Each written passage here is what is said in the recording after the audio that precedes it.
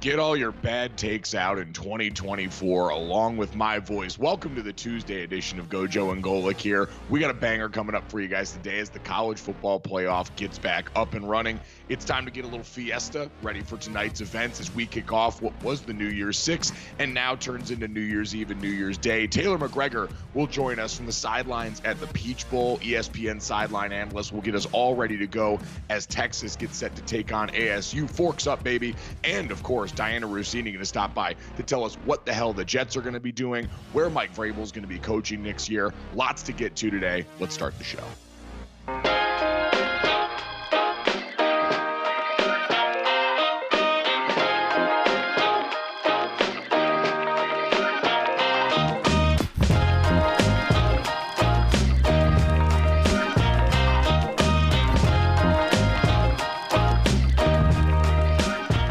What's up, everybody? Welcome to GoJo Golic. Michael Jr., Mike Golic Sr. here. Jesse Cofield still enjoying some well-deserved rest and relaxation.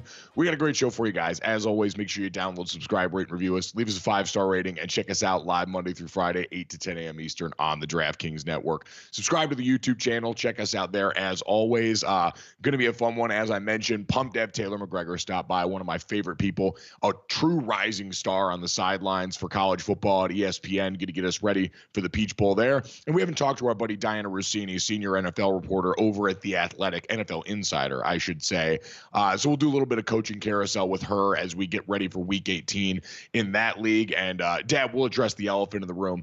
No one has ever done less in Miami to earn a voice that sounds worse than I have right now. I sound like a frog, and everyone's going to assume, it's like when you walk in with a black eye and everyone assumes, oh, you've got some great story, but really you just bumped your head on a cabinet. That's me. I've just gotten kind of sick from now a week and a half of traveling, but everyone seeing you down in South Beach assumes, oh, well, you've done something so fun. Let's hear the great story. And I don't have one, which sucks.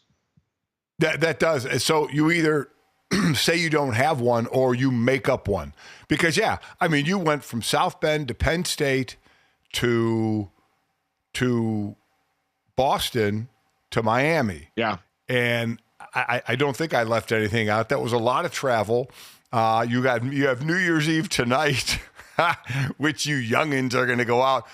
Your mother and I have dinner reservations with your sister and brother-in-law at 5 p.m., and then the ball will drop and we will be sound asleep. So you're right. I mean, when you have a voice like that, you would like it to be a great story, but it is just, you're basically beat down. You go home tomorrow and you're going to go home and need a vacation from your vacation. Now, actually, it wasn't really a vacation. You worked, on a decent amount of this as well.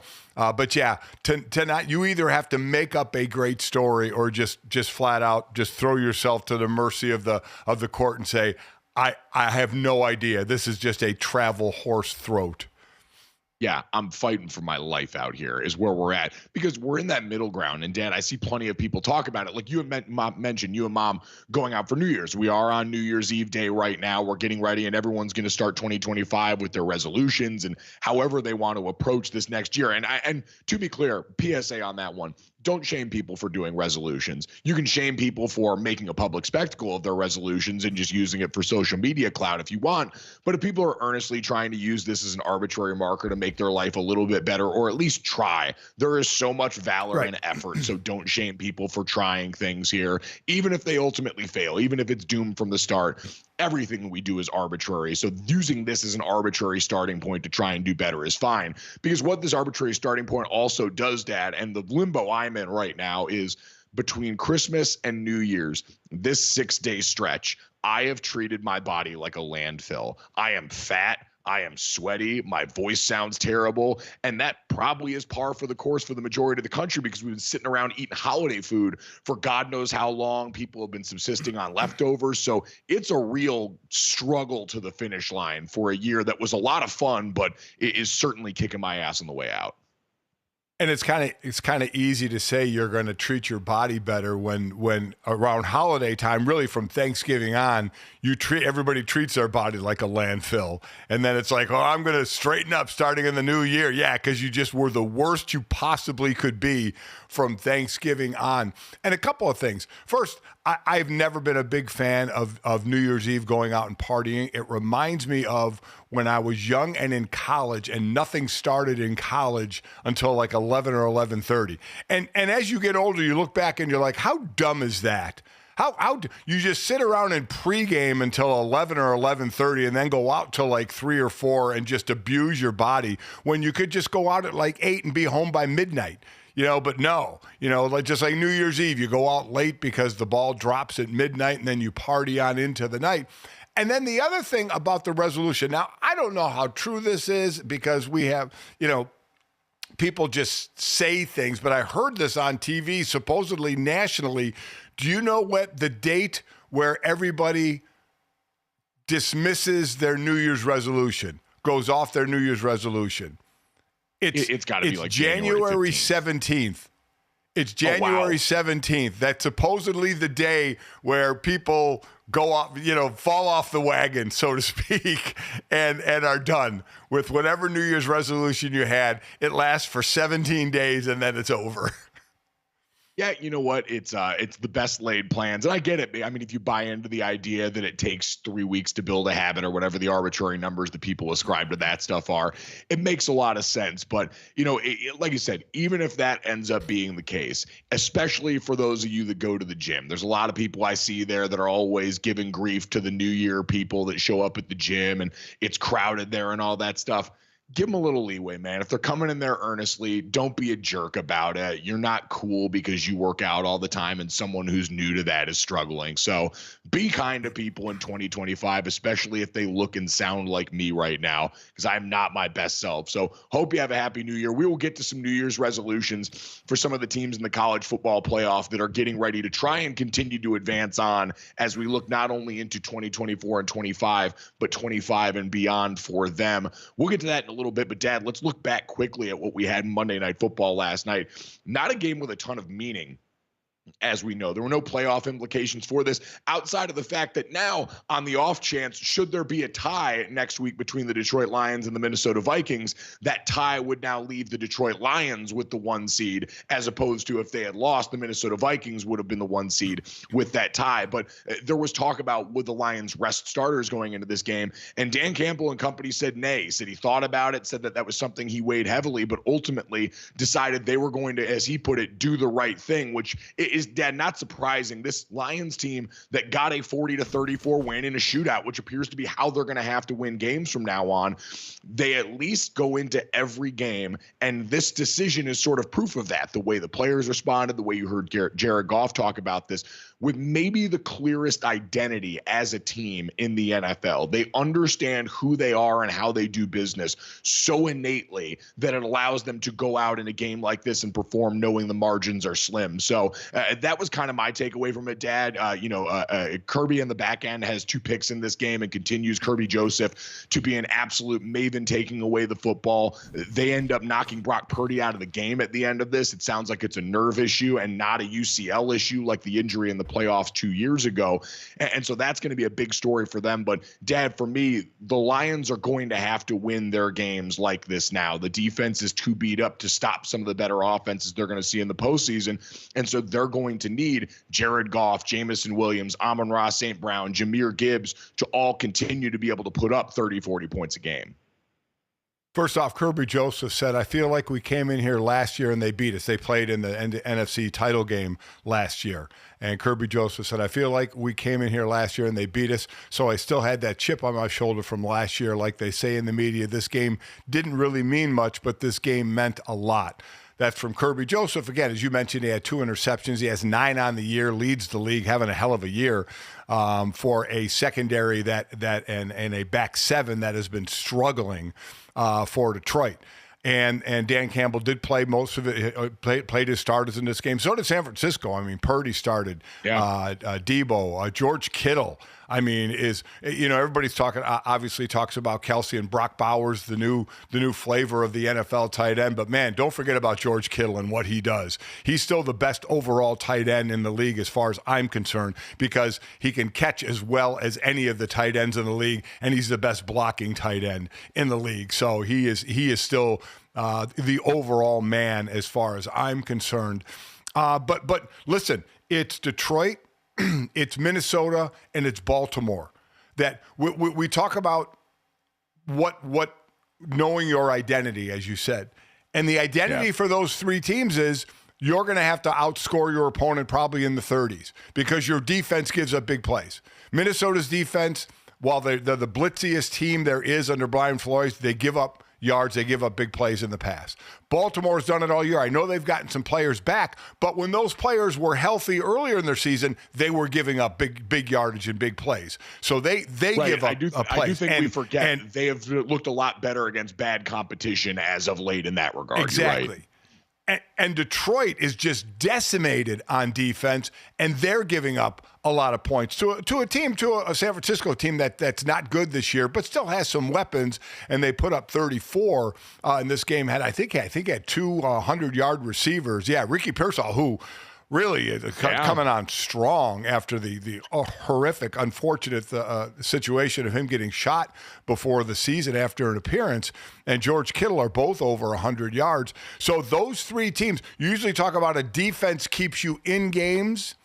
Well, for these teams, it's going to be the offense that keeps them in games. For Minnesota, for Detroit, and for for Baltimore. It's going to be the offenses that keep them in games. They're going to have to match score for score because the defense is giving up points. But that is part of knowing your identity, knowing exactly what you have to do, and having the ability to do it. Yeah, no, and I think that's the key that you just mentioned for all those teams is they also have leaned into their identity and had lots of time under task with the group involved that you mentioned there. Now, maybe sans Minnesota, who had to break in Sam Darnold this season, but the rest of that offense, they're guys that have been around each other for a while. For the excuse me, that's going to be a lot of that today. That's a fine. For the Baltimore Ravens, Lamar Jackson in this offense, Todd Monken in their second year, Derrick Henry comes over, but the rest of this group, Zay Flowers, another year under his belt with that. Obviously, Mark Andrews and what he's meant to that organization, and Ben Johnson choosing to stay around in a league and in a time in sports where I think things feel so transient, where free agency takes over. In the college football world, you've got the transfer portal that takes over. You're seeing so many of these teams identity-wise with the benefit of continuity in these groups and elite players. The Lions have have an incredible offensive line and skill groups. We've mentioned all the other players and other teams. So you're right. The Lions are comfortable winning this way, and they understand. And Dad, when you know you've got to win in a shootout on the other side, it does allow your better players like Kirby Joseph to say, hey, I'm going to go take chances and try and make plays. I'm going to try and go for the splash home run play because that's how we need to live to give our offense as many cracks at it as we can. I mean, Detroit had a player, Miles Adams, who was in his 5th year, spent his first 4 seasons with Seattle, and this year came over to with Seattle, but then came over to Detroit. Had a sack last night. It was only the 2nd sack of his career in his 5th year, 4th year, his 4th year. It's his 2nd sack. I mean, this is where Detroit is now. Good for him coming in and producing like that, but this is what Detroit's defense has come down to. They again have the most players on IR in the league, and they get some back but lose some. There's the hope that Aiden Hutchinson will come back by the Super Bowl, maybe by the NFC Championship game, where you're trying to decide that if he can come back at all. So if they can hold on and then get someone like him back, but it is such a beat up team who was such a favorite. When you looked at going through the season of what a favorite they were to just, wow, they lost another player. They're bringing in players up from the practice squad, off the couch, at home, and bringing them in and trying to get some semblance of order, going into the playoffs, obviously going into this big game because, boy, could they use for players that are nicked up, could they use the first round bye, right? For this game with Minnesota. It's either the first round bye or you're the 5th seed and you're playing that following weekend. Yeah, it's a massive swing that comes up in a game that, again, you're going to be on the call with Westwood One now that it's been flexed to Sunday night. So an awesome way to end the NFL season, the last game of the regular season, one with that much meaning on the line there. Dad, on the other side, we mentioned briefly the Brock Purdy injury. Well, it's not the UCL, and man, you could see the look in Brock Purdy's eyes on the sideline. Now, there was certainly the disappointment, I'm sure, of not being able to be back out there for the team. But Dad, when he went on the sideline and they showed him trying to throw the football to see if he was going to be able to go back in the game as Josh Dobbs went in, his backup, it looked like he had seen a ghost. It looked like he was back 2023 in January in that postseason game where he goes down playing the Philadelphia Eagles and their history changes forever. And you felt for him in that moment because he knows what's on the line going into this offseason. He knows the payday that he's up for potentially. And so I'm sure for him, the thought of having to rehab that, and it sounds like we heard from Kyle Shanahan after the game, they said they have largely ruled out based on the test that they did, the UCL injury. They said it's likely a nerve issue there. He said his arm felt heavy when he was trying to throw, but Dad, there'll be the conversation for San Francisco. Hey, are you even going to put him out there next week? Are you going to go into this offseason and start to figure out how you retool with this team? I would expect around Brock Purdy. Like, I know there's some people, Dad, that say, hey, you don't have to sign the extension this offseason. You can make him play out another year considering how this one went. But do you think ultimately the 49ers are going to make him their quarterback of the future this offseason? I do, and I think they'll do the extension this year. They have decisions to make, like Deebo Samuel. I mean, his production has been down. Yeah. He's got another year on his deal as well. But I do think they're going to sign Brock Purdy. Now, is Purdy in position to compete against the highest contracts in the game, the Dak Prescotts of the world? I don't think so, but who knows? I mean, he's played well for him. This year hasn't been great, 20 touchdowns, 12 interceptions. We know the team has been beat up around him, which may signal, hey, he needs a good team around him to be a better quarterback. Listen, this is what happens. When you're a first-round quarterback and you don't play well, excuses are made for you. When you're the 7th rounder, the last pick of the draft, and you don't have the year, you start out great and then you don't have the year, it's like, oh, okay, see, there it is. That's why he was the 7th round pick, which is ridiculous, which is a horrible way to look at it. The dude has played well, and the system's the system. He's in this. We're talking about it with Sam Darnold. Is Sam Darnold better off if it's less money in Minnesota staying there because of the Kevin O'Connell system and the players he has around him? So I think Brock Purdy will stay with San Francisco. Again, he has one more year on his deal, so he could play that out. Would they franchise him? Would he become a free agent? I doubt it. Certainly, they're not going in another direction quarterback next year. The quarterback draft pool is not good enough. And why would you? I mean, this guy can play quarterback. It's just a matter of what deal is going to be comfortable for him. Is it going to be between 40 and 50? Is it going to be over 50? Is it going to be 30-something? You know, I definitely think they'll want to get a deal done just to set their cap, because they have a bunch of great players that they have to maneuver. Some have deals, some don't have deals that they need to maneuver. So they need to know what the biggest cap hit number is going to be. Yeah, they need to know what their identity is going to look like going forward. And to your point, Juwan Jennings performing the way he has this year is huge for them. They signed him to a manageable deal. Ricky Pearsall, that they drafted in the first round when they weren't sure what the future for Brandon Ayuk was going to look like, who they'll hopefully have back next year. All of these things around the quarterback position that I'm with you. When you don't have special traits and we look at you from the outside, it makes it harder to justify the paydays that we're seeing to guys who, hey, may not even have the same level of production, but you're betting on those traits continuing to bear out going forward. Creates a complicated situation for the 49ers, no doubt. Coming up next, speaking of complicated, let's talk college football playoff and see if Boise State can tap into the ghosts of Fiesta Bowl's past and pull the upset next.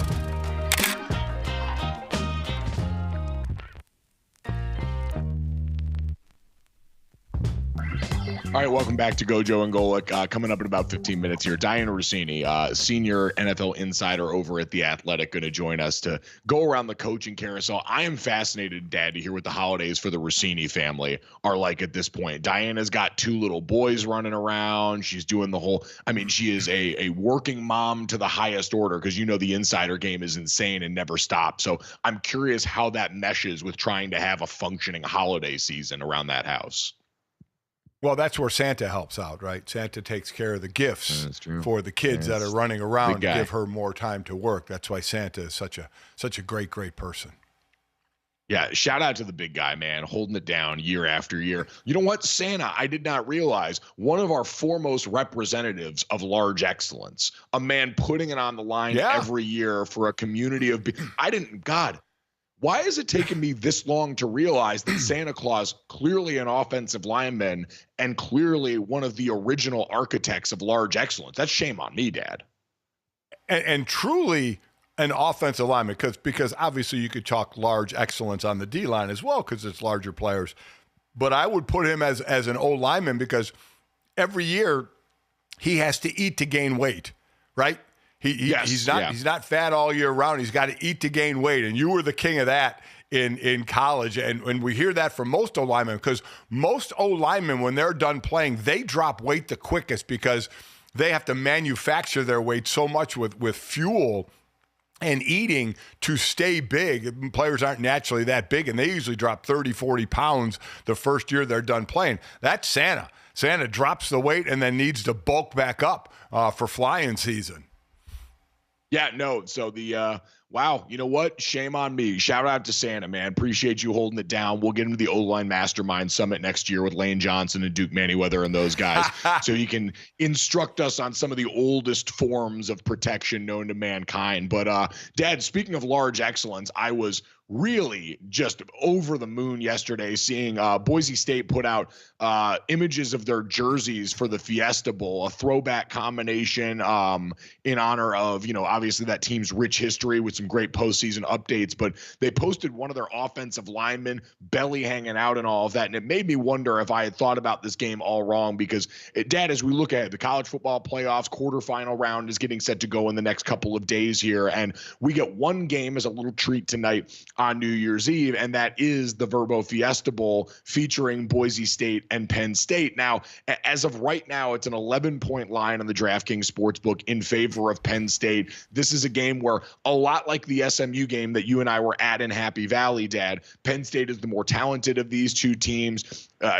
SMU is making their first jump from the Group of Five to Power Five and had a great year in the ACC. Boise State is still a Group of Five member in the Mountain West right now. They're making the move to the new Pac-12 starting in July of 2026, along with four other teams from the Mountain West as it sits right now. But they've been led by ASHTON GEANTY. And so, Dad, it is going to take that kind of good vibes effort, I think, for Boise State to pull this off. What are your initial thoughts heading into tonight? Are you giving Boise State, who, by the way, was the 3 seed and had the bye in the first round by nature of being one of the 4 highest ranked conference champions, something we think may be coming to an end according to reports yesterday as soon as next year? Are you giving Boise State any chance after what you and I both saw from this Penn State team in Happy Valley? Yeah, that is going to change. If it doesn't, that's one of the biggest jokes around. If they don't change the fact that conference champs get the automatic bye, that has to change because Boise State and Arizona State is much. Listen, I'm not against any of those teams being in it, but they shouldn't be ranked 3rd and 4th. They just shouldn't. So, as far as my initial thoughts, I mean, this one's pretty simple. Penn State's the better team. ASHTON GEANTY needs to go off. And while Penn State's run defense is 7th in the country, you can't just always look at stats because against a couple of the better teams, against Ohio State, they gave up 176 yards. Against Oregon, they gave up 186 yards on the ground. Both of those teams ran the ball at least 40 times. And Boise State would love to live on that, of giving the ball to GEANTY 40 times because they would be more of obviously a passing team or a running team than a passing team. The key to me, Mike, is Boise State, because of GEANTY, gets themselves in 2nd and short or 3rd and short many, many times. And as any player would know, it opens up the playbook. If you're 3rd and 3 or less, 2nd and 5 or less, the playbook gets opened up to you. The defense knows it, the offense knows it, and if they can continue to do that, get themselves in 2nd and 5 or less, 3rd and 3 or less, they're going to be in great shape because then they can play action, they can still run GEANTY, they can make short throws, they can just move the chains, they can control the ball. But this Penn State defense is an excellent defense, led by Abdul Carter. And if they can get them into 2nd and 6 plus, 2nd and 7 plus, 2nd or 3rd and 7 plus, 3rd and obvious passing downs is not great for Boise State. not with the threat of GEANTY at the running back and the threat of Abdul Carter rushing your quarterback. So to me, that's the key. And again, Penn State's the better team, but can Boise State get into the kind of offense that they want to run, which everybody knows they want to run? They want to run Ashton Jeanty 100 times a game if they could. That's what they want to do. But it's about and they can't get discouraged if it's a 2-yard gain, a 1-yard gain, a negative 2-yard gain. You just keep feeding him and keep feeding him, knowing he's going to start to break them. So they may go through a few second and longs and third and longs and have to punt, and then the pressure will be on their defense to try and keep Tyler Warren from catching the ball, or that rushing attack from Penn State to give Penn State a lead. Penn State goes up a couple scores in this game, and you take the running game against Boise State, it's going to be ugly. And I don't want to start to hear about, if there's blowouts, this is wrong, because, again, just go to the 4-team playoff. There were blowouts in that, so just save that argument for me. I don't want to hear it. But that's what potentially can happen if Boise State's rushing attack is taken away from them. Yeah, for Boise State, you have to avoid handing the game to Penn State the way that SMU did early in that one. And that was when the quarterback, which it's how they had subsisted, right? For SMU, they got to the college football playoff by Kevin Jennings making extraordinary extracurricular plays for that offense. Brashard Smith's a very good running back. The rest of that team is all strong, but they got there with Kevin Jennings making those plays, and you got to the other side of that sword. You died by it in that game when all of a sudden the Penn State defense was bigger, faster, stronger than anything that they'd faced, and all of a sudden he started giving the ball away. Because, Dan, you and I were at that game.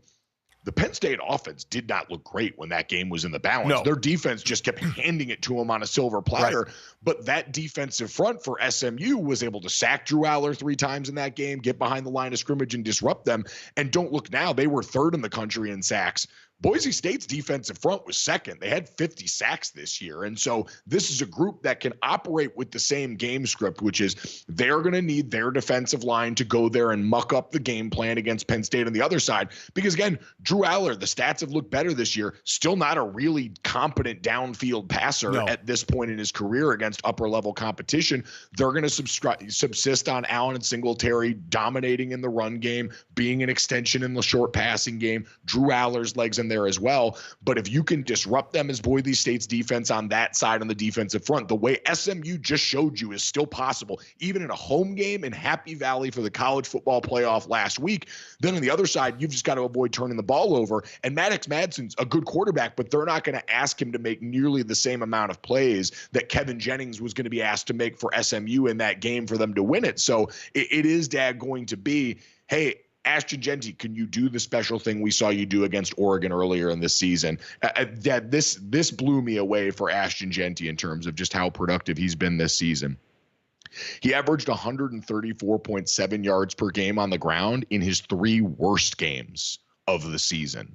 In the other 10, he averaged 209.3 a game. The guy has been the focal point all year, and he's been unstoppable. And Maddox Madsen and the rest of his passing attack can do just enough to supplement that to make it so that you can go to other places. But offensively, it's going to be, can you just hit enough of those big plays? That's really the big plays are going to have to come from Ashton Jeanty being special against arguably the best defense he's faced since Oregon.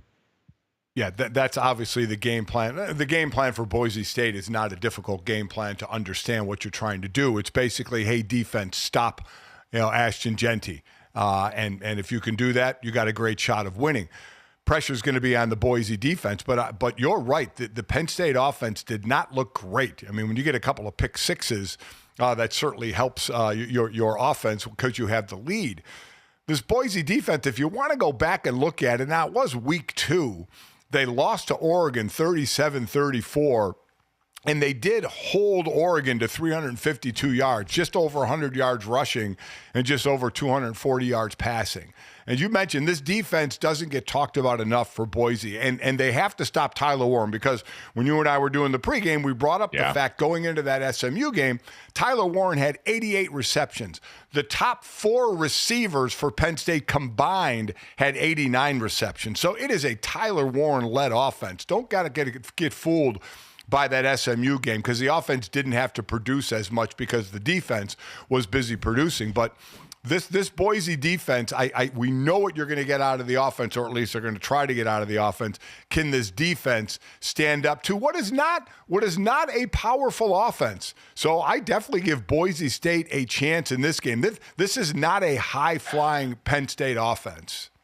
No, they're 9th in yards per play because they've got Tyler Warren, who's a complete mismatch in the slot, because they've got great running backs and a quarterback that can be a value add there, but they're not going to go over your head. Drew Aller is 127th in college football in percentage of throws that go for more than 20 yards. So that's not how they're going to beat you against a Boise defense that's a little more vulnerable on that back end than they are up front. So, Dad, I'm picking Penn State to win in this one, and honestly, I think they cover in this game. I just think we saw last week they're still too talented in so many places that I think at this point they can overcome their lack of downfield passing ability in this spot and still eventually pull away in this game. I think Boise can keep it close as long as they don't turn the ball over early the way that SMU did, but I think this is one where eventually Penn State's going to be able to pull away. You're going to see the size show up for them consistently, and they're probably going to be able to win this one by maybe 2 scores. Yeah, I would agree. I would definitely pick Penn State. I hope it's a better game than 2 scores, but we'll see. And what does it mean for James Franklin? I mean, he goes into this game, obviously. Is it a lose-lose? Is it, well, you're a double-digit favorite to win this game, so you win it. You're expected to win it. You lose the game, and you're really going to get taken to task. But you win the game, it's going to be like, okay, you beat SMU and you beat Boise State. Now you're playing, supposedly one of the big boys, which, and I don't want to disrespect SMU and Boise State, but that's how it's going to be portrayed, right? If they go into the semis, because it's going to be either Georgia or Notre Dame. That's who they're playing the winner of if Penn State gets by this game. So James Franklin is still going to, I think, be in a prove-it mode. Yeah, I would agree. I don't think this game is going to be the referendum on James Franklin unless it goes poorly. But I did also think we saw Penn State show up with a different gusto where, yeah, they've got an Ohio State and a Michigan problem inside the Big Ten, but we're now getting that larger look, sort of like out of conference play at the beginning of the season where you get to measure these teams against one another. And we got that reminder, hey, Penn State's still a really good, talented team across the board. They're just not one of the 4 or 5 best teams at the top of the sport. Right. And that can still get you a long way, and I think that's what's ultimately going to shine through again. But you're right, the big game James Franklin conversation, and he's one of those groups of coaches that is, unfortunately in that range where until proven otherwise, that is going to be the book on you. And when you're at a pace like Penn State that has now enjoyed the level of winning that you've brought there for some time, the expectation is going to continue to raise the same way it has for Ryan Day at Ohio State, in a place that expects a lot of that. We'll certainly get into that in hour number 2 of the show. We'll preview the 3 games coming up tomorrow. That's when Taylor McGregor will join us to help look ahead at the Peach Bowl there, because there are a bunch of coaches going into this next round. Ryan Day, chief among them. Marcus Freeman and Notre Dame have some of those questions to answer about what they can do with the ceiling of programs that have all been very good relative to the rest of college football. But the expectation at those places, especially with these coaches, is now, what can you do beyond that? Yeah, that's exactly right. It's like which coach, which team needs this the most. We haven't even gotten to Notre Dame. Their last title was 88. So it's been a long stretch. Penn State, you're right, getting into the upper echelon. So teams and coaches that need to prove their not their worth, but just prove it to their constituents, I should say, that they can actually get to the top.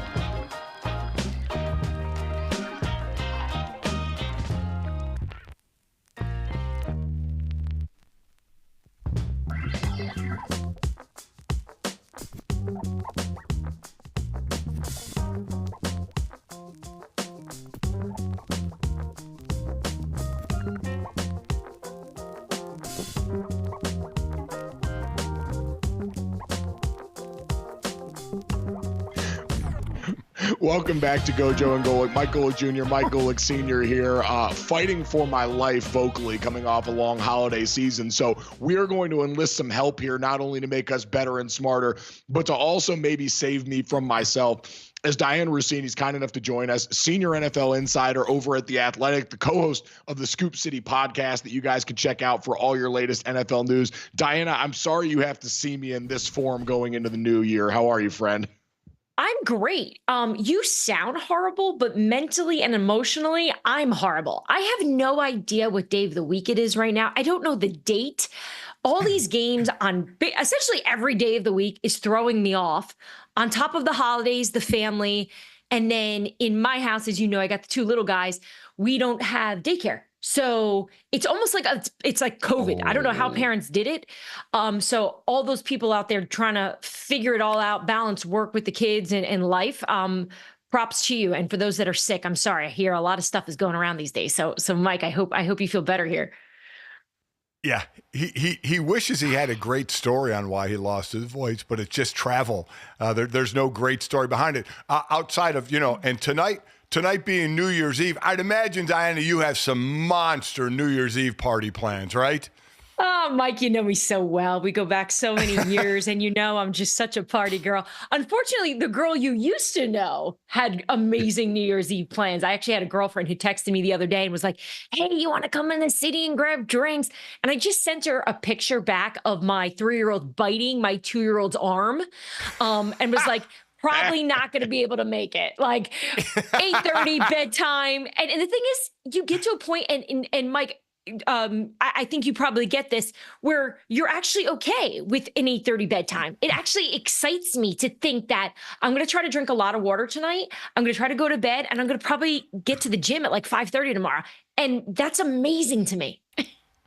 It is amazing how quickly after college people hit that mode of saying, how dumb were we staying out so late and abusing our bodies? And for your young kids, my son Jake and his wife Jenny have a 2.5-year-old and like a 3-week-old. But for the 2.5-year-old, this is smart. What they're doing tonight at around 7:30 or 8 o'clock, they're showing the ball drop on TV.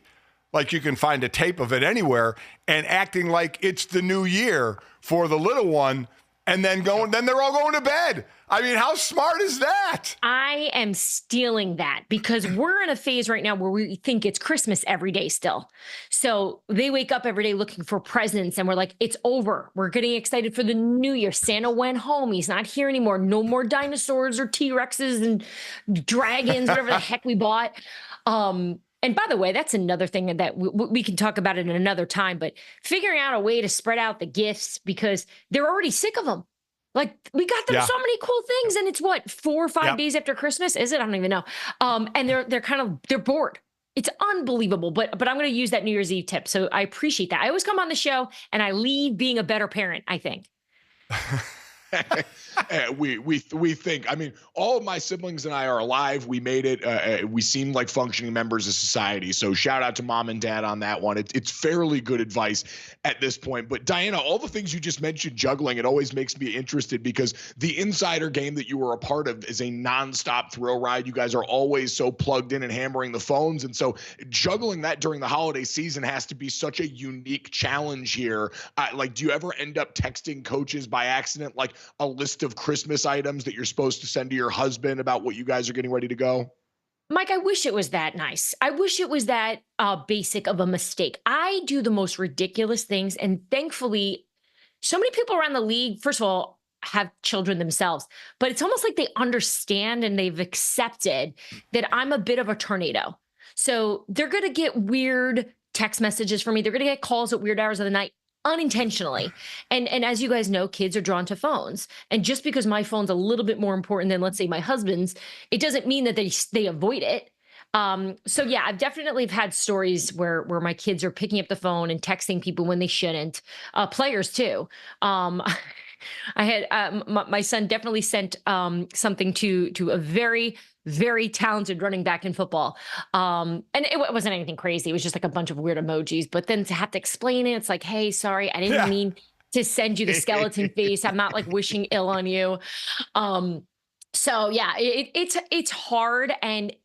But at the same time, you guys know how much I love information. So like I have little meltdowns when everyone's yelling and screaming, but usually if we can find the story and I can write something or report something that I think is really good and I'm proud of, it just makes it all worth it. Even just like 2 weeks ago, I was you guys know I write a column on Saturday mornings for The Athletic, and it's my favorite thing to do. It's hard, but I really enjoy the process. And essentially I spend the week just calling around trying to find out what everyone's talking about. And I'm ready to publish on Friday night and I'm done for the day, which is the best feeling in the world, right? It's like turning in a research paper. Yeah. And I get a call that Bill Belichick had interest in coaching for the Jets. And this was right after the UNC job. And I'm like, wait, no way. And so my night was over, but I grabbed my laptop, sat in the kitchen, put up coffee and wrote the piece about that. And it was just, I remember in that moment going to bed going, this is so cool. Like I get to do it all. So I feel really lucky, which is perfect for the new year, right? To say, hey, things are good. Yeah, things are good. Things are good for playoff teams as we basically know who they are. We're just waiting to see what order they're going to be in. But then there's the other side of the coin. There's teams that have a lot of rebuilding to do. And two teams that always stay in the headlines are the Cowboys and the Jets. Diana, I don't even know what question to ask you about the Jets, but I'll just put it this way to you. The Jets. Go ahead. You know, I'm sure you guys read our article, which I'm shocked you guys didn't have me on. I figured I'd be jumping on the show, but maybe you guys were booked with college stuff because it was around that time when things were busy there. So without going back too far on it, because I'm sure you guys touched on it, which, you know, we did 6 months of reporting, essentially, of collecting information, because I'm so sick of hearing about, oh, the Jets are so dysfunctional, they stink, it's never gonna get better. That Zach Rosenblatt, our Jets beat reporter, and Mike Silver, who joined The Athletic a few months ago, the three of us just hopped on a call and we're like, well, why don't we find out what it is? Like, what is the problem? And so we just started to keep a log of things that we were just initially hearing. And then once you start grabbing things that you hear, you got to nail it down. And so we were able to nail it down and put together this article about why ownership has made some mistakes and why their children have a little bit too much power in some decision-making, in influence within the walls of the building, why a Madden rating in regards to players, not just Jerry Jeudy, but John Simpson, and there's even more players, where a Madden rating is brought up and discussed in the meetings about whether or not that they should draft players, trade for players, sign them in free agency. And that is obviously the sexy item and the memorable part of what we discovered, because I don't know of any other organization that does that uses a Madden rating as a way to determine whether or not a player is good. But we really uncovered a lot of things about treatments of players. The Mike White story really stuck out to me. Mike White helped this team almost get into the playoffs. You remember people were cheering for him, wearing shirts with his name on it. And he had a bad game. He's playing with broken ribs and he's headed to the showers. And Woody Johnson was like, you know, you should throw your helmet because you stink. And he said it with obviously much more aggressive language. And that to me is a problem. That's culture. That an owner should not be speaking to their players that way. And the Jets shared with me that Woody did apologize, or at least someone from the Jets apologized to Mike White for that. But look, we gave the Jets opportunity to also make sure that our reporting was exact by saying, hey, look, if this didn't happen, if the Madden rating is not true, let us know. And we will change our story. We'll let you comment on it. And they couldn't, because it's true. And so to answer your question, after 40 minutes of just talking there, the Jets now know they've got a problem. They've discussed this. They know that Woody needs to back off. And so Mike Tannenbaum is leading the search for the GM and the head coach. And I think those that are taking consideration into taking these jobs and meeting with the Jets, which I do think a lot of people are interested. They've got a good roster. I think they know that it's going to come with some issues with the owner, and it's going to come down to whether or not they think they can overcome that. So for the Jets, their place in this market of teams looking for head coaches is going to be one interesting to discuss for those reasons there. And we expect, and I know you wrote about Mike Vrabel as one of the hot names of this coaching offseason, obviously after not being there last year. Is he, in the minds of teams you've talked to, the number one candidate on most people's board when it comes to the open jobs? Yeah, Mike, you know how it goes with the pendulum, how it just swings in terms of what teams want, right? Like a few years ago, it's the hot play caller, it's the young guns, and some of those guys have all panned out, and some of them haven't. So now the pendulum has swung back to, the coach of the men, the players guy, the disciplinarian, and I actually think Mike Vrabel is both. I think he's a really smart game manager. We saw it. Remember the wild card game when Tennessee played against the New England Patriots, and Coach Vrabel used Coach Belichick's good old trick with the clock and the 12 men on the field. So I think he's the combination that a lot of teams are looking for. He's going to immediately change a culture, but also he's going to be able to get the most out of teams, right? Because I think we're seeing a lot of teams that don't have a lot of talent on their roster completely fall apart.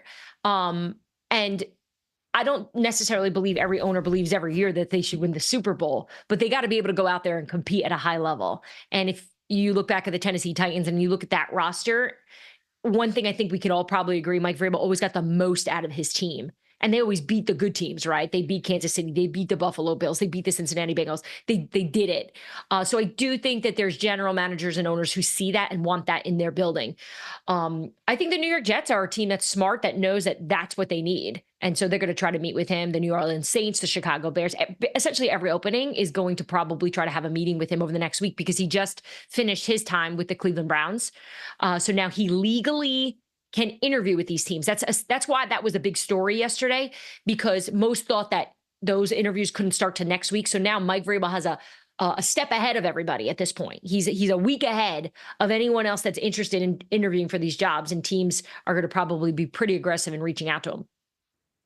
Only about a minute left, Diana. For the Bears, they're probably in the best position because they have the young quarterback, a young first pick quarterback to work with. Do you think they will go in the direction of a young offensive coordinator, i.e. Ben Johnson, or a former head coach in the league? Yeah, I think they're open to both. I think they want to meet with Ben Johnson and Mike Vrabel. I think they don't know what the gold standard is right now for what they're looking for. I think they are smart enough to go, all right, we got to meet with these guys and figure out what fits what we want. And you make that point about having Caleb Williams and just having conversations with people across the league. There are very few who think that Caleb Williams doesn't have it. He has it. I just think right now it's being blinded by the fact that we're seeing Bo Nix and Jaden and Michael Penix Jr. playing very well right now. But there's still so much confidence in the ability and the talent of Caleb Williams. So we know the Chicago Bears have a lot of things to address. I do believe Ben Johnson is definitely going to be targeted by them in trying to get him to take this job, knowing that Mike Vrabel is probably going to have a lot of competition with the Saints and potentially, there's still other openings, guys, that we don't even know about yet that could come out over the next few weeks. Yeah, we know we're certainly getting to that time of year where, unfortunately, we're going to watch a lot of coaches lose their jobs. And so there are going to be plenty of other openings, and we're going to hear about all of them, I'm sure, from our friend DIANNA RUSSINI. Read her over at The Athletic. Check out Scoop City with her and Chase Daniel. It's awesome stuff everywhere. Diana, you're the best. We really appreciate it, buddy. Thank you. Look, I knew you weren't feeling well, so I just talked a lot in this segment. So that was my gift to you. I love you guys. Thanks for having me on. That's a great job. That's a pro. That's a pro. It is. She comes in and she knew exactly what we need, both from an information standpoint and to help out me as I limp into the new year here and do my best. So, Dad, I don't think surprising there. Mike Vrabel, that leader of men style that we've seen work so well with Dan Campbell. Kevin O'Connell, I think, does not get enough credit for that. Sean McVay and company. So that, and Dominique Foxworth has always talked about it. Those leadership qualities, much more difficult to find from a candidate making that jump from coordinator to head coach.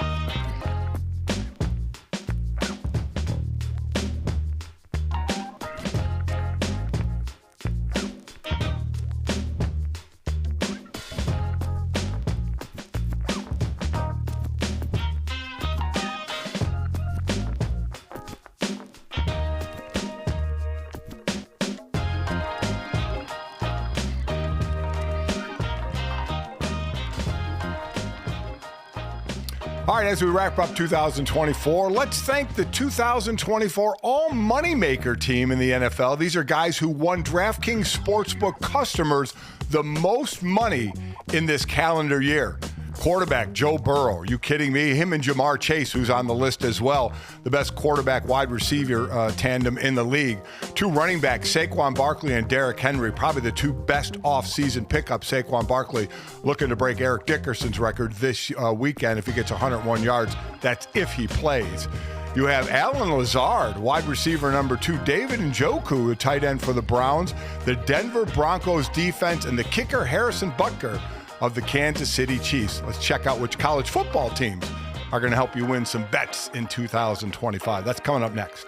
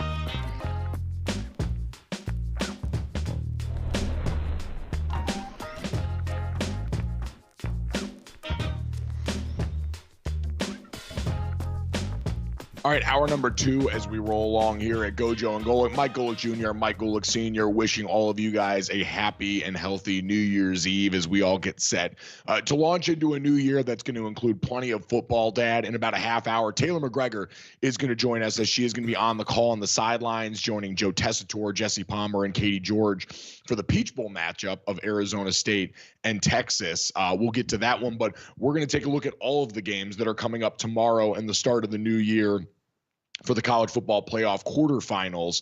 And Dad, we know this is new territory here. All of the teams that got that coveted first round bye, we're going to kind of get an answer to college football and the rest versus rust conversation, at least in this version of the playoff. We know for years back when I was playing and we were in the BCS title game, everybody was dealing with some version of rust because you had almost 40 days between conference championship weekend and the eventual national championship game in January. We know that changed some some with the college football playoff in the last decade for the 4-team era. But now this one, as we've talked about, the seeding changes that we'll get to and the way the sport looks right now with 12 teams in the field, all of these teams that have had the extra time coming off conference championship weekend to prepare for this game and are getting, in some cases, in Boise State's case, and certainly in the case of a team like Arizona State, getting ready to take a step up in competition from what they've seen. I'm really curious, Dad, and I wonder if you are too, of how college teams handle what's usually been an NFL problem in terms of that top seed getting a bye.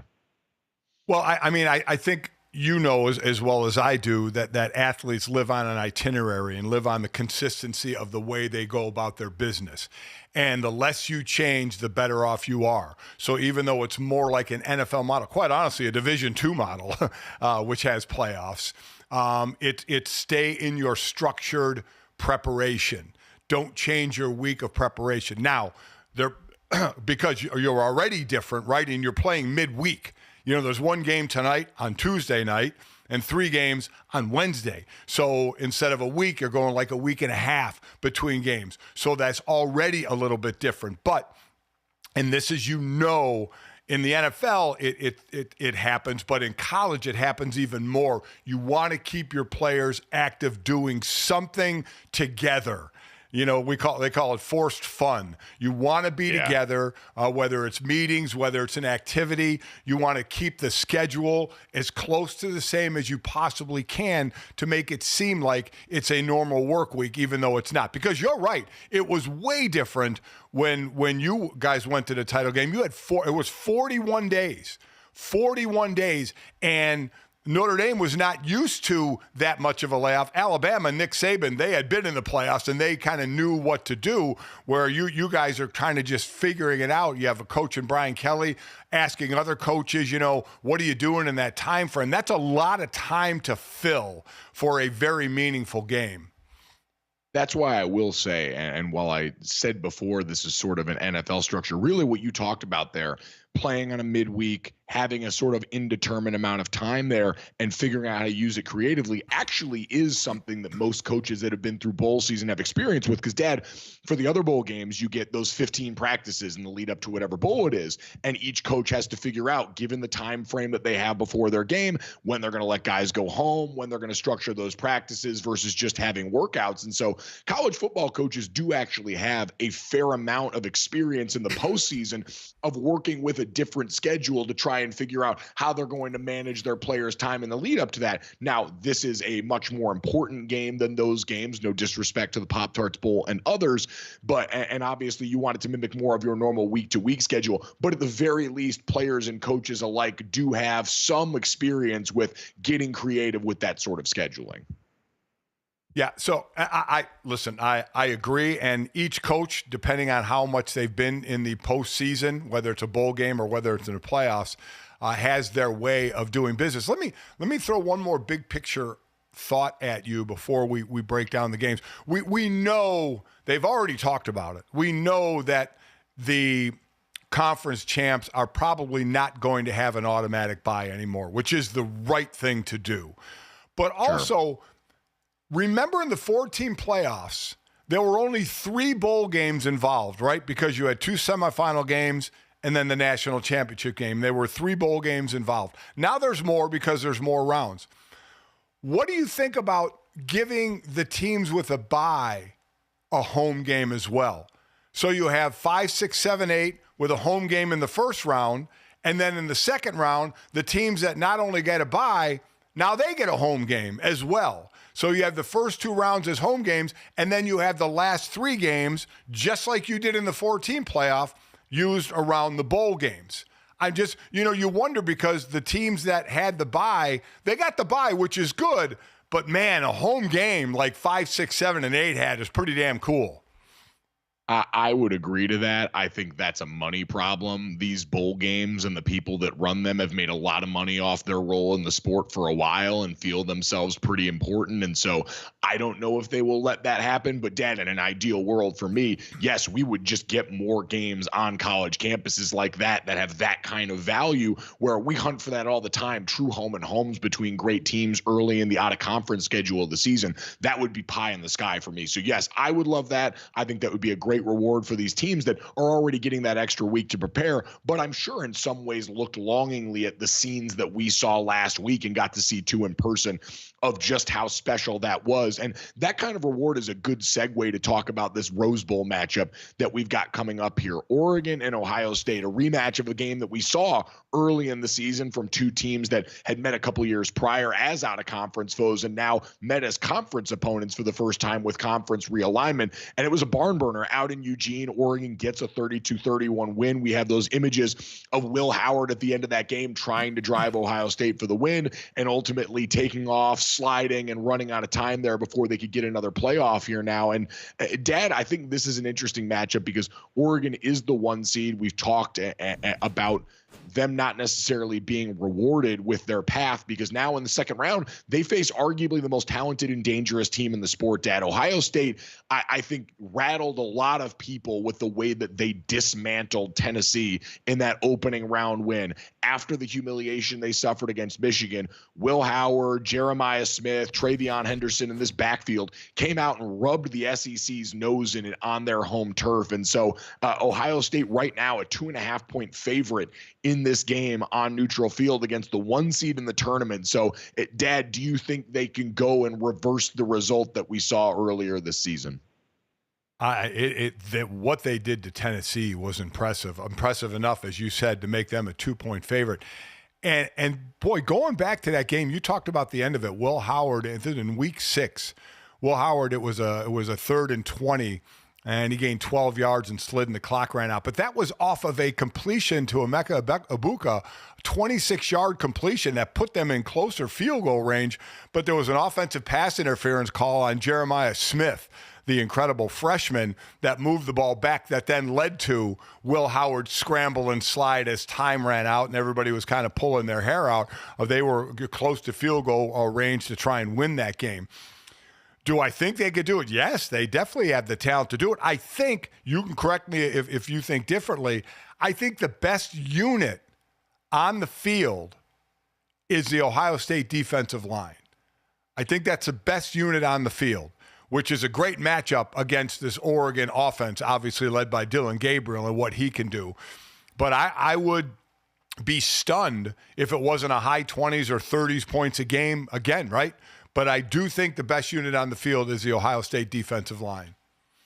Yeah, I think right now the way they're playing has been exceptional. Only Oregon scored more than 17 points against Ohio State over the course of this season, if I'm not mistaken. They've been sensational outside of that game where they gave up a bunch of yardage. And you looked at what they did against Tennessee. The back end of that defense, led by a guy in Caleb Downs, who's an incredible player, was great coming up and tackling, put on a strong performance. That D-line with JT and Jack Sawyer has been sensational. So, yeah, I think that's the best unit on the field, Dad. The unit I am most interested in this game, though, and the one where when you look at what Ohio State did to have success and what Chip Kelly targeted against Tennessee really in that game was, yeah, they hit some big plays down the field. And we've talked about that wide receiver room. Jeremiah Smith has been very vocal going into this week, by the way, that they are getting a very different version of him at receiver, are the Oregon defenders, than they got in that first game. He says that they've talked about how different he is, how much better he's seeing the game overall, in addition to the talent and gifts. But Chip Kelly really attacked, I think, the middle of that Tennessee defense, the linebacker and safety level of that group with what they did east and west, some of the misdirection stuff there, bringing guys like Jeremiah Smith on those backside drags and getting the ball in his hands for some run after the catch stuff there. And when I watched Oregon in the last game we saw them against Penn State in the Big Ten championship game, that was the one thing that concerned me, was a bit the linebacker level and some of the tackling from the safety spot there. And so I'd imagine if you're Chip Kelly, you know, Derek Harmon, Jordan Birch, that Oregon D line's been really good all year. I think they're going to try and attack them in some of the same way, as that offensive line performed better than a lot of people expected, given all the injuries on that group. And I think the game plan can be pretty similar for them there. I picked Oregon, Dad, to make it all the way to the national championship, and I'll probably still pick them in this game. I think we've quietly never talked about them as much as you would expect the number one seed. We had Dan Lanning on last week, and we said they've been almost left to the side because of how consistent they've been all year long. And Ohio State is going to be the sexy pick right now. It made plays when they played earlier this year, but I do still think Oregon is the most complete team in the sport. But if Ohio State plays the way they did against Tennessee, they're going to win this game. I think at their best, that roster is still the most talented one left in the field. Ohio State playing against Tennessee, not Oregon, and I think Ohio State, based off the eye test of the last game for each of them, is why Ohio State is favored. Ohio State dismantled Tennessee, and Oregon didn't put out great, especially defensive tape against Penn State in the Big Ten championship game. They did not put out great tape, so I think that's why Ohio State is going to be favored. I'm going to go with Oregon. I still think Oregon is while Ohio State may have the most talented roster, I think Oregon's the better team. And I do think they have quietly just kind of gone through without getting recognized as, wow, a true number one team. We just kind of assumed they would be there. And it was always, what was the seeding going to be after them? Because you knew they were going to be number one. I'm going to give them the benefit of the doubt. And pick them to win. It's interesting, too, with all these games, and you look at the quarterback situations because we are in the era of the portal, of teams that, how consistent can teams be at or near the top when they're changing quarterbacks every year? Because in this game, right, both quarterbacks are going to be changed next year, right? Dylan Gabriel and Will Howard, they're both going to be gone. In Texas, Quinn Ewers, is whether he comes back to school or not, is probably not going to be on Texas. Arch Manning is going to be the quarterback there. Notre Dame, Riley Leonard is not going to be the quarterback next year. Carson Beck is not going to be the quarterback next year. So teams have to rebuild at the quarterback position, either through the portal or through, getting a younger quarterback ready. So you wonder about the consistency of teams staying at or near the top in this transfer portal era. I mean, listen, Oregon's the prime example of how to do that, right? You went from 2 years of Bo Nix performing at a really high level, brought in Dylan Gabriel, and all you've done is be the number one team in the country the majority of the year and wind up as the one seed in the tournament with a guy in his 6th year of playing, who we talked about, Cam Ward setting the all-time touchdown record the other week. Dylan Gabriel's going to break that, like you said, over the course of, if they make a run in this tournament, the next few games. So I do think that the infrastructure around that position, their offensive coordinator, Will Stein, at Oregon, and what they've built up as the offensive line around that program, all of these different things can help insulate that. In addition to, scouting and finding the right guys. They found a guy in Dylan Gabriel they thought could come in and fit what they do, and he did, to the tune of, getting himself an invite to New York and being one of the guys bannered around for the Heisman Trophy at the end of the year.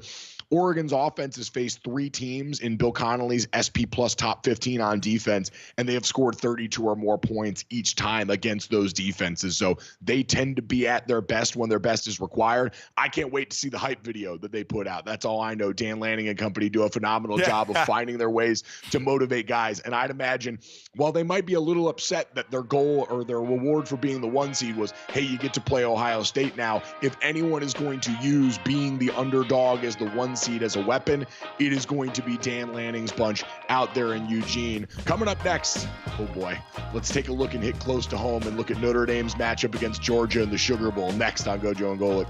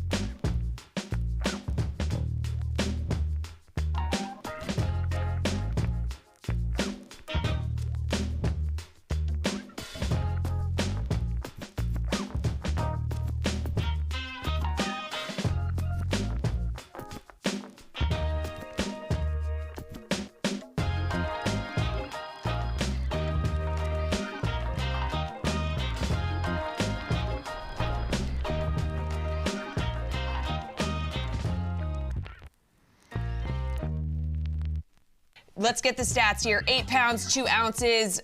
She's 20.5 inches. Her prediction for the game coming up, Notre Dame 27, Indiana 17. Wow, we think she might be a seer. Congrats to Jake and Jenny. Either way, congratulations. Welcome to the world, Jordan. We're excited to meet you. Notre Dame, by the way, covering the spread in Jordan's prediction if anyone wants to tail my new niece and go try and make some money off a baby, because we're not above that around here. She'll be forced to watch the show soon. Welcome back to GoJo and Golic, Wow. where apparently we have a clairvoyant baby on our hands in the Golic household here. Jordan Golic, in her first week or so of life, now officially 1-0 picking games here as she nails the exact score of the Notre Dame-Indiana game in the first round of the playoffs. Dad, I know this is going to put her in high demand right now, so you and I have to do a good job of creating a framework around her in order to maximize our gambling winnings off this baby's genius. Well, let me tell you what, I could use somebody smart picking the games since I'm so bad at it. And right out of the gate, or I should say right into the world, she makes an incredible prediction. I mean, yeah, straight out of the wow. I mean, just to not only get the game right, but get the score right is pretty impressive. And you're right. People should be waiting to hear what Jordan has to say about this game. Yeah, rumors are Jordan has this one, by the way, going Notre Dame as they get set to play Georgia in the Sugar Bowl. Notre Dame 29, Georgia 26. So bucking some of the trends around this game and the thought process, Dad, that this would be a bit of a rock fight between these two teams, as I am already stressed out. So this is going to be the nightcap, the final game, the 8:45 p.m. Eastern kick on New Year's Day.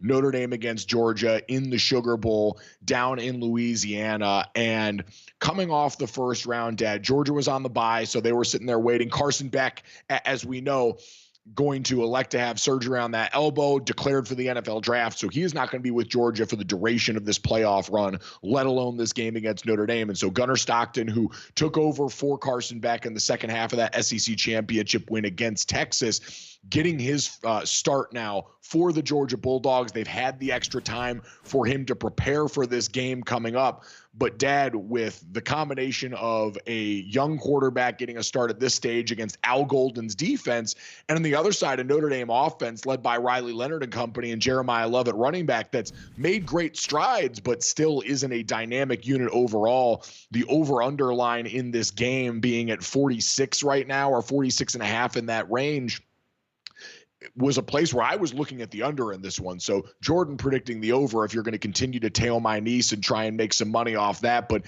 Dad, this is a game where I do think offense could be very difficult to come by, because while on paper Georgia's defense has not been the same brand of overwhelming it's been in the past, quite honestly, Notre Dame and Texas both leading them in a lot of different metrics, especially in pass defense. This is still a team, when you look on paper at Jalen Walker and some of the guys up front, I do think after what we saw against Notre Dame versus Indiana can give the Irish trouble in the area that's been the biggest strength for them. Yeah, the one thing I'll say is the Georgia defense has struggled against mobile quarterbacks. Haynes King from Georgia Tech, Jalen Milroe from Alabama, and we know Riley Leonard can run.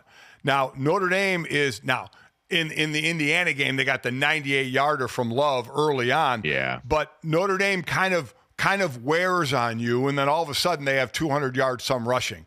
They get stopped early. 1-yard gain, 2-yard gain, 3-yard gain, and then they bust a couple. Love busts a couple. Leonard busts a couple, and all of a sudden that O-line starts leaning on the D-line a little bit more. And remember, this is an O-line that started out the season with like 6 starts amongst them. It was one of the most inexperienced offensive lines that still went through injuries during the season and has really come together well. Now, I agree. I think both offenses could struggle, especially early on in this game and maybe throughout the entire game.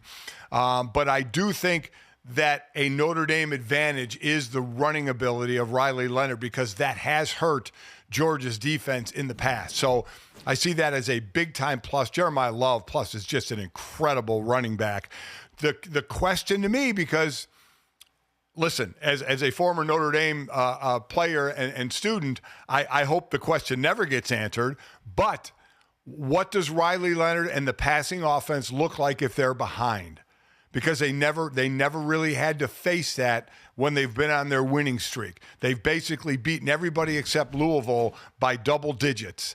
And they've never had to really pass themselves back into a game being down 10, 12, 14, 17 points. And again, as a Notre Damer, I hope that's not the case, but that's still an area. While Riley Leonard has been throwing the ball better, the passing game has matured over the season to complement the running game a little bit better. They still haven't had to pass to get back into a game. And that's a test that they may have to face in this game. But I do see it being a low-scoring game. I see Notre Dame's defense. Again, listen, Gunnar Stockton was recruited by Georgia. He's been there for a few years. Kind of his turn got called because Beck got hurt. So it's not like he's unfamiliar with being a high-rated quarterback coming to a team. But he hasn't had to show it a whole lot. So the key for Notre Dame is to put it on the quarterback's shoulders, make him pass their way into a jitz. Because just like the Notre Dame passing game hasn't had to come back from double digits down, Gunnar Stockton, I mean, he hasn't had a lengthy resume of throwing the ball for Georgia either. No, really, after one drive where they came out strong in the second half, after that, it was a lot of dinking and dunking for very little production in the pass game. Now, you were going up against a Texas Longhorn team that is the best defense left in the college football playoff, and certainly, the best pass defense. Now, Notre Dame is not a far cry from that on the back end in terms of their pass defense and what they've put on tape this year. And, Dad, you know this, and for me, I remember I was a backup player most of my career. My first meaningful action, I got thrown in because of injury, and you don't have time to think. You're just going out there reading and reacting. And so for Gunnar Stockton, yeah, it was in the halftime locker room, but you're going out there, you've studied the game plan all week in the way you knew. He's had time for it to sink in now that it is his show at Georgia, and he is getting ready to walk out to the biggest stage he's ever played on in his first meaningful action against a guy in Al Golden, where it's not just, hey, they're going to Jimmy and Joe you, rush 4, drop back and play a bunch of cover 2 and call it a day. Al Golden's going to come and have hell ready with him in terms of the things he throws at him defensively. This is one of the best defensive coordinators in college football, and a guy who prides himself on the amount of exotics that he can throw at you. Plenty of blitz looks, plenty of action with this team, led by great players. Now, they're going to be down a really important one. Riley Mills, Notre Dame star defensive tackle, unfortunately out for the rest of this year after an injury suffered against Indiana. Howard Cross, his counterpart, had come back from a high ankle injury that caused him to miss the last 2 games of the regular season. And if you're an outsider who hasn't seen this Notre Dame team and you're thinking, God, if you're talking about defensive tackles, you might be cooked. But Howard Cross was an All-American last year. Him and Riley Mills were regarded as 2 of the better defensive tackles in college football going into this year. And Dad, were the strength of this defense. Now, at the linebacker level, it looks like Kingston Viliamo-Asa is going to be back for this game, one of their stud freshman linebackers. But Drake Bowen, Jack Kaiser, the elder statesman of this group, have been great. And then Xavier Watts leading a Notre Dame secondary that's been one of the best in college football for a majority of this season against a more nondescript Georgia wide receiver room than we're used to, Dad. The Georgia pass catchers that they lost last year, and Ladd McConkey and Brock Bowers, have turned into 2 of the best young receivers in the NFL so far this season, so you can understand some of the stuff there. So it's a big-time challenge, Dad, for Gunnar Stockton in his first game, and he's going to need the version of this Georgia offensive line that, when healthy and when they haven't had to shuffle bodies in the middle of the game, has been able to provide time for their quarterbacks in the pocket, because this Notre Dame team is going to have to throw a lot at you because they don't have one pass rusher. Bryce Young, a true freshman and the son of, former Notre Dame great Bryant Young, has come on really strong. He got banged up in the IU game, but is expected to go. Might be the best pure pass rusher of the group in terms of ability here, but other than that, it's going to be, can the scheme and game plan do enough to rattle the freshmen and force the turnovers that have been the lifeblood for this Notre Dame team all season long? Yeah, I mean, again, they have 33 sacks on the year. There's a lot of different players with sacks, but Riley Mills did lead them with sacks with 7.5, and he is not in this game. So, but you're right. Al Golden doesn't just, as you said, Jimmy and Joe you. He is going to bring some heat, bring some exotics on you as well. And this defense has 18 interceptions, led by the All-American Xavier Watts with 6. So they are ball hawkers. And they lost arguably their best DB in Benjamin Morrison earlier in the season, the cornerback, who should probably be a first-rounder in the NFL draft. So they have had some injuries on this defense, but they They plug in players and they scheme you to death. Al Golden, Notre Dame should fear losing him to a head coaching job, the job he's done on the defensive side of the ball. I definitely think this is going to be a defensive battle. This isn't going to be one of those, oh, man, this is an ugly offensive game. It is going to be because these two defenses are really, really, really good defenses. Yeah, and for the other side, you look at Georgia's strengths on offense. Trevor Etienne, Nate Frazier, that deep backfield that they've got to go along with a tight end room that on their best days, when you've seen this Georgia offense really thrive, they've worked through Oscar Delp in that tight end room and tried to exploit the middle of the field. So that's a strength-on-strength matchup. Notre Dame's young linebackers have come a long way since the start of the season, led by Jack Kaiser as the elder statesman in that room. But you're thinking Xavier Watts coming down and being involved in those matchups and trying to help limit those guys to go along with Jordan Clark, who's done an awesome job as a grad transfer. Adon Schuler was, I believe, a freshman All-American in some outlets as the other safety spot here, has done a great job. And so the matchup is really strength on strength in the areas that these teams have operated well. Dad, to me, it's just on the other side. Can Notre Dame, who has got the more experienced quarterback, who's got the elder statesman, and who Jeremiah Love was sick going into that Indiana game in addition to coming off that injury sustained against USC, has this extra time allowed him to get that full gear back to go and be the playmakers along with Riley? And for the passing game against Indiana, was it more they wouldn't because they knew they didn't need to put the ball at risk downfield a lot in that passing game, running Riley, which he didn't do a lot in that game? Or was it that they couldn't in that one? Because Kirby Smart and that Georgia defensive front are going to give you all the exotics they can handle. And to go all the way back to our original point, you mentioned the job that Notre Dame's offensive line did, trial by fire for Anthony Knapp, making his first start on the road in College Station against that Texas A&M front with Nick Scorton and company there. There are going to be no half measures in this one. Mykel Williams and Jalen Walker are two of the most physically capable pass rushers in college football on the edge of this defense. And so I think that matchup between those two guys and then Anthony Knapp and Emil Wagner on the other side for Notre Dame are going to go a long way in deciding this one. So you and I both disagree with Baby Jordan, it sounds like, and think this game is going to go the under. This is an if not now then when game for me and Notre Dame, Dad. I think Notre Dame wins this game because, to your point, getting a young quarterback in this position right now with Notre Dame's defense playing as well as it has in years and giving their offense opportunities, this has to be a game where Notre Dame learns how to go out here, get over the hump on the big stage, and give themselves a legitimate shot to win the national championship. So I'll say quarterback ends up being the difference in this one because it has to be, and I'll give Notre Dame a win, and I think a game that ends up being like 17-14 in a real rock fight. Yeah, I'm going 2017 Notre Dame, and I agree. You know, it's going to be and that might be too high of a score, but I do agree that the quarterback advantage, without question, goes to Notre Dame. As I mentioned, Georgia has struggled against moving quarterbacks, and Riley Leonard certainly is a running quarterback. Again, it's going to come down to the pass game. Against Indiana, it was Jordan Faison who led with 7 receptions, and second in receptions was the freshman running back, Aeneas Williams, who caught 4 out of the backfield. So will Notre Dame be forced into throwing the ball more? I think this is going to be like kind of your and Jake's year in 2012, led by the running attack on offense and the defense, right? Notre Dame's got to get the rushing attack going, and their defense has to play lights out. That's what got you guys to the national championship game, and I think that's what's going to move Notre Dame on to the semi. So I do think they win this one in a tough defensive game where turnovers could be the key. And as I mentioned, Notre Dame has 18 interceptions. Changing possessions are at a premium. So if you get an extra 1 or 2 because of turnovers, that could be a major, major difference in the game. Yeah, I think turnovers are quite honestly special teams. Notre Dame has gone with a lot of, they've had a lot of block kicks and punts this year in their favor. They had the end around on the kickoff return to start the second half last week. They have been creative in that field all season long, but that and the turnover margin are going to go a long way in deciding a game that already has me anxious in the lead up to the 8:45 p.m. kick.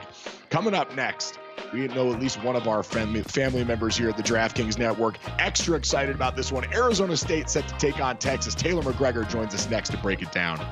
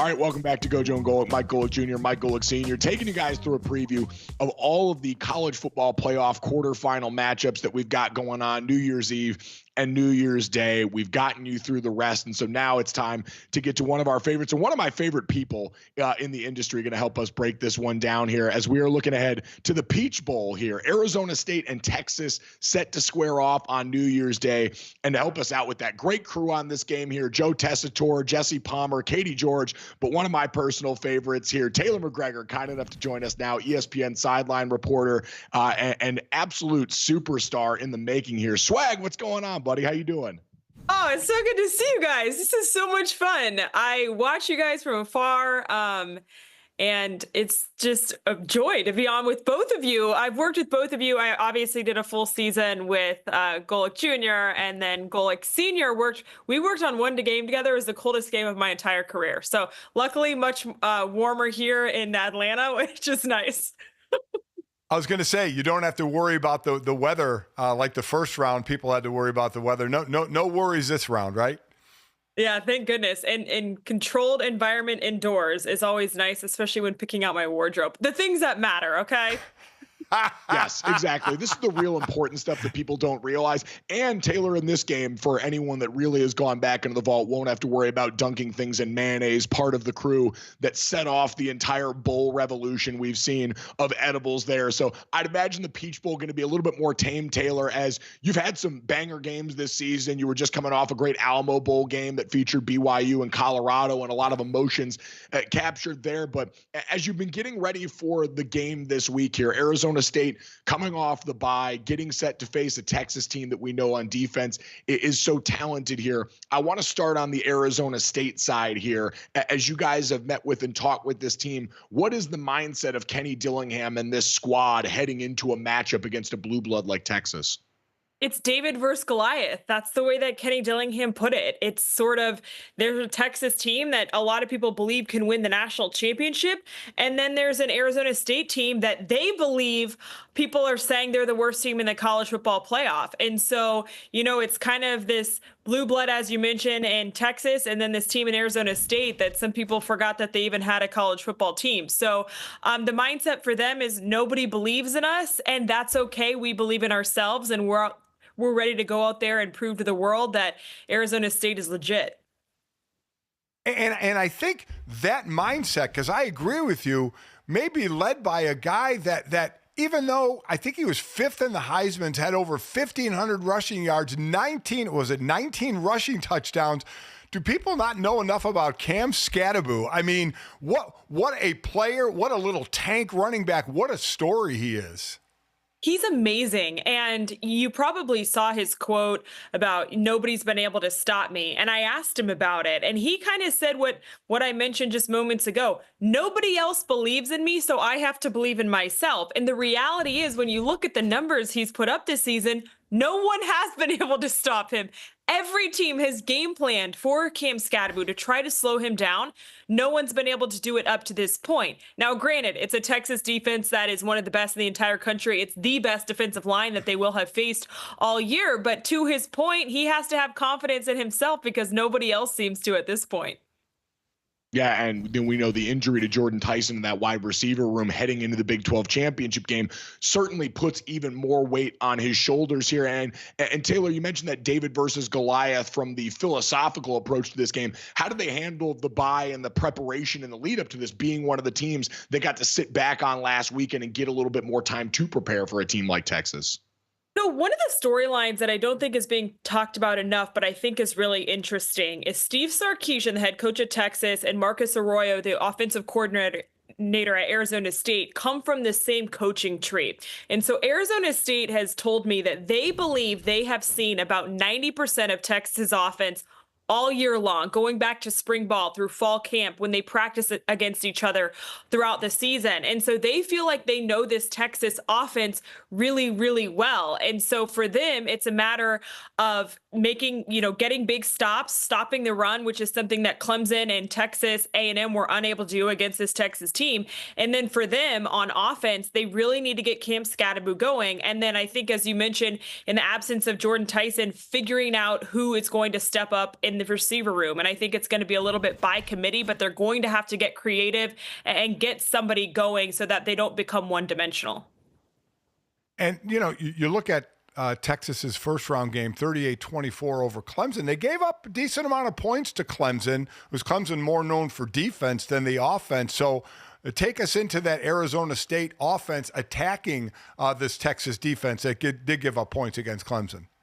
Yeah, I think when you look at what made Clemson successful against Texas, it was actually their passing attack, which Texas had not given up a lot of passing touchdowns the entire season, and Cade Klubnik was able to go into Austin and actually find some success through the air. And so I talked to Sam Levitt about it, asked him about things he saw from Cade Klubnik when they were able to have success. And the biggest thing he mentioned is having to stay on schedule. You can't take negative plays. When Clemson kind of got off schedule, that's when they got into trouble. So I think they learned something from the way that Clemson was able to attack Texas through the air. And they're certainly excited about what they saw in ways that they can expose this defense, which again, the numbers for Texas have been amazing defensively, but they haven't faced a lot of really good passing attacks. So that's something to consider too when you evaluate the numbers. Yeah, I think a lot of conversation about the Texas schedule all throughout the season and the lead up to the college football playoff. On that side, Taylor, for a team in Texas that everyone does expect to win this game as the favorite, Quinn Ewers and the injuries all throughout the season have been a story. The ankle injury going back to Kentucky, gave us even more in the way of Arch Manning packages there. So where are we at right now on the health of Quinn Ewers heading into this game and how they plan to potentially deploy both quarterbacks continually? Yeah, it's funny. Going into Clemson, I thought we would see Arch Manning more than we did. And talking to the crew who handled the SEC championship game, I think there was a lot of belief that the same would unfold in the SEC championship game, where we would see more of Arch Manning, especially with that ankle injury that Quinn Ewers was dealing with. That was not the case in either game. Certainly you saw him in certain rundown packages, but we didn't see him as much as anybody expected.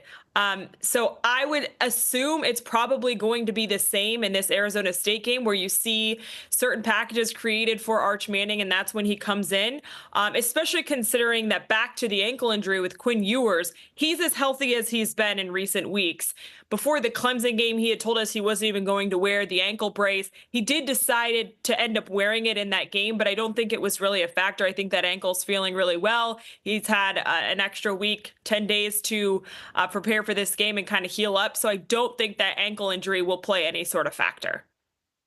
Well, great to hear that we're just going to get to play this out on the field with these teams as close to full strength as you can be at this point in the season here. And again, check her out on the call. It's a great crew on this game. Taylor, so happy for you and all the success you've had this season. Can't wait to watch you on the call for this one. Thanks for giving us some time this morning, friend. Thank you so much. Love you guys. It was so good to chat with you. Thank you for having me on.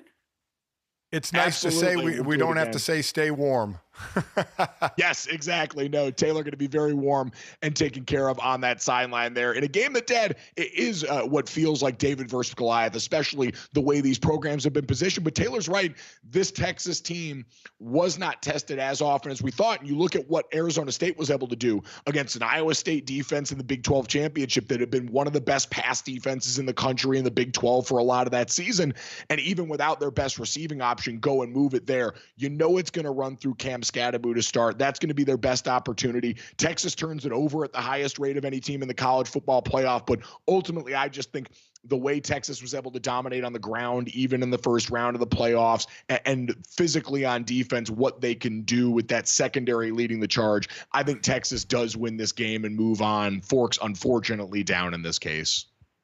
I think Texas wins that as well. But in talking about Cam Skattebo, who's going to get his carries, just what Taylor said. I mean, Clemson and Cade Klubnik, he threw for over 330 yards. This could be a Sam Levitt game for Arizona State, trying to go against that Texas defense, which Clemson did have some success. But ultimately, I agree. I'm going with Texas to get the win. 12.5-point favorites, the biggest spread of the field. Much more confident with Penn State covering than I am Texas, that's for sure.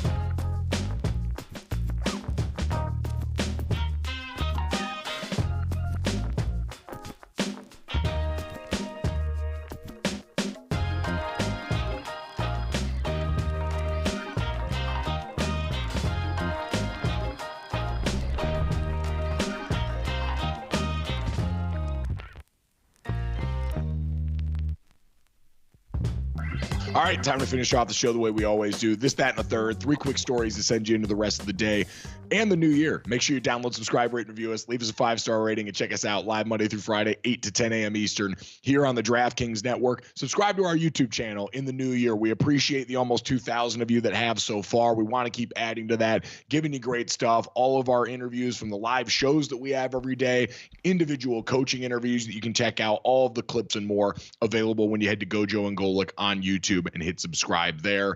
You can also find all of our great interviews. Thank you to our guests that stopped by today to help us look ahead to the week coming up. DIANNA RUSSINI, senior NFL insider over at The Athletic and the co-host of Scoop City, stopped by to talk about the Jets' plans for the upcoming year, Mike Vrabel's potential coaching landing spots and more. And our buddy Taylor McGregor, ESPN sideline reporter, going to be on the call for the Peach Bowl as Texas gets set to face Arizona State for a great slate of games coming up in the CFP. So if you missed any of that, again, check it out wherever you get our podcast or right here on YouTube as soon as we get done with the show. We are going to finish off the 2024 calendar year and what's left of my voice with this as the start of this, that, and the third, Dad. We know in the college football playoff or the college football era that we are in right now, there's a lot of tampering that goes on. The transfer portal, while we want to believe in the purity of it, that everyone is waiting to talk to these players until they jump in the portal, we know that's not necessarily the case. And one coach in UConn, head football coach Jim Mora, fresh off a prolific season for the Huskies,